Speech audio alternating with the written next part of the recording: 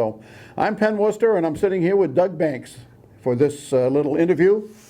And it's kind of unusual, Doug, that we're talking with no basketballs bouncing in the background. Yes, sir.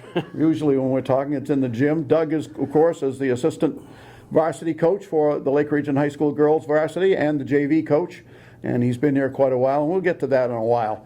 But first off, we want to talk about something that I don't know that everybody knows, but everybody's going to know. Any Lake Region fan who's going to go down and see basketball tournaments at the Expo this year or forever from now on, when you walk up to it, it's not the Portland Expo anymore. It's the James A. Banks Sr. Exposition Building. James Banks was Doug's father. Tremendous honor. He was instrumental in so many things in the Portland area, and he got this accolade back in 2020, and the actual dedication was put off a while because of the pandemic, but it's on the building, and when you walk into the Expo from now on, you're going to see Doug's father's name on it. And we want to talk about that a little bit. Give us some background, Doug. How did something like this happen where your father is now on probably the most iconic building in the city of Portland? So back in 1981, my dad was he was on the school board, Portland School Board, and the city manager at the time was taking conversations about closing down the building, the Expo, and he was in conversation with a developer and with Maymed about knocking the building down. And so Maymed wanted the property that the Expo was standing on, and then developers wanted the property behind it. So my dad got enough of the school board members together, and they bought it from the city of Portland for $1. Good price. Yeah, they got a pretty good deal for it. So people thought he was pretty crazy for doing it. But his main thing was he grew up on Valley Street, which was a stone throw from the Expo, played on the baseball fields, football fields behind the Expo, grew up down there, and he wanted to save it for the kids. So you got the building, and then he convinced them to spend $200,000 on it. $200,000. So he raised, the city of Portland did not give him $200,000. They raised enough money to fix the leaking roof, lights, ceilings. I mean, there was a ton of work done, and yeah, it was a project. Jim graduated from Chevrolet. He was in the Air Force. He worked for Sheriff's Department.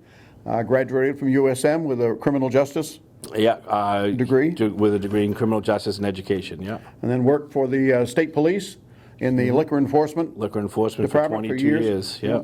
So, and through that whole time, he was working for the kids. He was doing things for the kids. He was doing anything he could. His impact and his influence goes, even though this is a great honor for him in the exposition building, his influence in Portland goes way beyond that. It does go way beyond that. So my dad was all about the kids. The kids come first, education. So kids, education, both of those come first. And so it was always about what was going to benefit the kids, not as much as what's going to benefit the teachers or benefit the parents. It was about the kids and making sure that the kids had a good education, a place to play sports, a place to have something to do. So yeah, he was all about the kids. And this is why the Expo was so important to him, because another story about keeping the Expo was he actually was able to take girls basketball out of the gym at Portland High School, and he brought it to the Expo. And people were like, what are you doing? He's like, the girls are going to have the same time at this gym as everybody else. And there's some property right next to the Expo that people might be familiar with, Hadlock Field. Hadlock Field. He had a little bit to do with that one too. Yeah, so yeah, back in 91, 92, the Florida Marlins were looking for a place for a baseball team. They had a slow stop at Old Orchard, and then they came up to Portland and met with my father, and again, not just my dad. I mean, there was so many other people involved with it, but he helped bring the, at the time, Florida Marlins to Hadlock Field. And then there's another space next to the Hadlock, Fitzpatrick Stadium. Yes. He had an impact there. Yeah, so, yeah, and I played a few games on that field. Yeah, so he put the lights up at Daring High School, and then a bunch of parents came knocking on his door at Chesley Ave and said, doesn't your son play for Portland? So a bunch of people got together. The only way they would do it is if he would share the responsibility of it, and he got the lights put up re-put up at, I guess restored at Portland High School. And Deering was involved too. Daring was involved, so he helped, did the addition. He was the head of was in charge of the addition at Daring High School, and they were redoing the field. And hockey players owe him a debt. Hockey players owe him a debt too. That's actually a funny story. So, again, I go back to where my dad was all about the kids. So when you played hockey in Portland, whether it was Portland, South Portland, I'm not sure if Chever's had a team at the time, but the kids, if they played hockey, they went to the Civic Center. And the Civic Center became too much to rent. It's too big. They really didn't want the kids in there. They had this gigantic building. So again, my father, with a bunch of help, got this place called the Portland Ice Arena, which is now called the Bill Trobe Ice Arena. So he actually lost an election because of the Portland Ice Arena. But he didn't care because it was about the kids. So Jim spent 2 stints on the Portland School Board. He was there from 79 to 84 and 90 to 02, and tirelessly worked for the kids. He was on the State Board of the State School Board Association. He was the chairman. He was the chairman of the Maine Board of Education.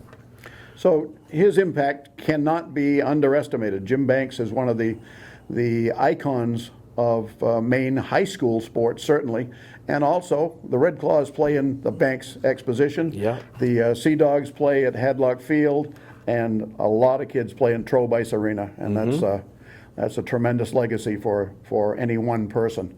I wanted to show this picture. This is the dedication picture from the Banks Exposition building. Watching those So kind on that picture, so that's my brother from left to right. That's my brothers, my Aunt Kathy, my brother Jeffrey, my Aunt Kathy, my nephew Robert, Douglas Jr., myself, and then my oldest brother Jimmy. And again, they were very supportive. When this dedication came for, my dad had passed away before we were able to do the ribbon cutting, and without their support, that just wouldn't have happened to be able to put it together. All right, well, we appreciate this time that you've given us, Doug. No, It's appreciate been it. very Thank you for asking insightful, me. and it's been a lot of fun. We've been friends for a long time. Incidentally, in case anybody didn't know, Doug and Coach Drew played against each other in a Yeah, Christmas tournament we once did. at the Expo. And Coach Drew likes to remind me that they won that game. So, All right, well, we appreciate everybody watching, and hopefully we'll be able to do something like this again sometime. So, thanks.